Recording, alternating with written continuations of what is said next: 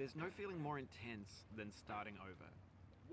If you deleted your homework the day before it was due, as I have, or if you left your wallet at home and you have to go back after spending an hour in the commute. If you won some money at the casino and then put all your winnings on red but it came up black. If you got your best shirt dry cleaned before a wedding and then immediately dropped food on it. If you won an argument with a friend and then later discovered that they just returned to their original view. Starting over is harder than starting up. If you're not ready for that, like if you've already had a bad day, then what you're about to go through might be too much. Feel free to go away and come back. I'll be here. Alright, thanks for coming with me on this trip. I'll understand if you have to take a break at any point. Just find a safe place to stop and quit the game. And don't worry, I'll save your progress, always, even your mistakes. This game is a homage to a free game that came out in 2002, titled Sexy Hiking. The author of that game was Jazuo, a mysterious Czech designer who was known at the time as the father of B games. And B games are rough assemblages of found objects. Designers slap them together very quickly and freely, and they're often too rough and unfriendly to gain much of a following. They're built more for the joy of building them than as polished products. In a certain way, Sexy Hiking is the perfect embodiment of a B game. It's built almost entirely out of found and recycled parts, and it's one of the most unusual and unfriendly games of its time. In it, your task is simply to drag yourself up a mountain with a hammer. And that act of climbing, in the digital world or in real life, has certain essential properties that give the game its flavor. No amount of forward progress is guaranteed. Some cliffs are too sheer or too slippery.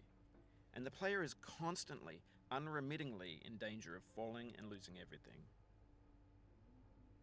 Anyway, when you start Sexy Hiking, you're standing next to this dead tree that blocks the way to the entire rest of the game.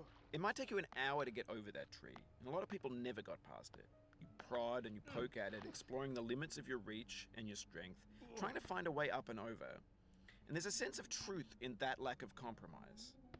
Most obstacles in video game worlds are fake. You can be completely confident in your ability to get through them once you have the correct method or the correct equipment or just by spending enough time. In that sense, every pixelated obstacle in Sexy Hiking is real. The obstacles in Sexy Hiking are unyielding, and that makes the game uniquely frustrating. But I'm not sure Jazuo intended to make a frustrating game. The frustration is just essential to the act of climbing, and it's authentic to the process of building a game about climbing. A funny thing happened to me as I was building this mountain. I'd have an idea for a new obstacle, and I'd build it, test it, and it would usually turn out to be unreasonably hard. But I couldn't bring myself to make it easier. It already felt like my inability to get past the new obstacle was my fault, as a player rather than as a builder. Imaginary mountains build themselves from our efforts to climb them, and it's our repeated attempts to reach the summit that turns those mountains into something real. When you're building a video game world, you're building with ideas, and that can be like working with quickset cement. You mold your ideas into a certain shape that can be played with, and in the process of playing with them, they begin to harden and set until they're immutable, like rock. And at that point, you can't change the world. Not without breaking it into pieces and starting fresh with new ideas. For years now, people have been predicting that games would soon be made out of prefabricated objects, bought in a store and assembled into a world. And for the most part, that hasn't happened, because the objects in the stores are trash. I don't mean they look bad or that they're badly made, although a lot of them are. I mean they're trash in the way that food becomes trash as soon as you put it in the sink. Things are made to be consumed and used in a certain context, and once the moment is gone, they transform into garbage.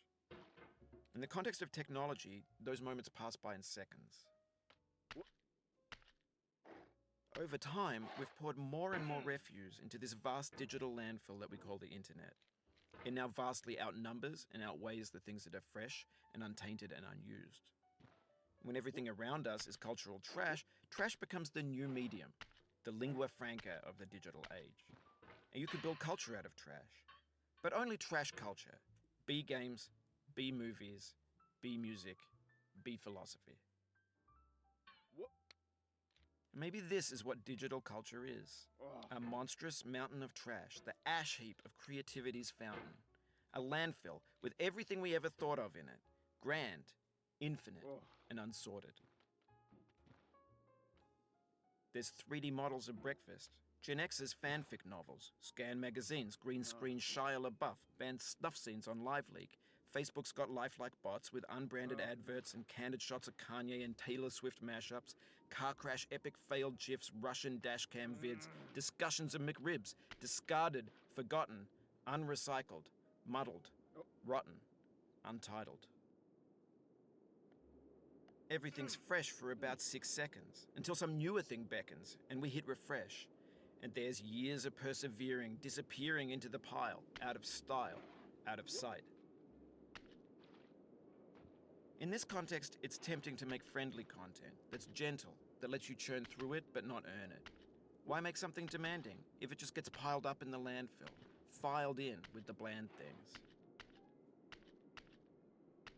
When games were new, they wanted a lot from you. Daunting you, taunting you, resetting and delaying you. Players played stoically. Now everyone's turned off by that. They want to burn through it quickly, a quick fix for the fickle, some tricks for the clicks of the feckless. But that's not you, you're an acrobat. You could swallow a baseball bat. Now I know, most likely you're watching this on YouTube or Twitch, while some dude with 10 million views does it for you. Like a baby bird being fed chewed up food. That's culture too. But on the off chance that you're playing this, what I'm saying is, trash is disposable, but maybe it doesn't have to be approachable. What's the feeling like? Are you stressed? I guess you don't hate it if you got this far. Feeling frustrated? It's underrated. An orange is sweet.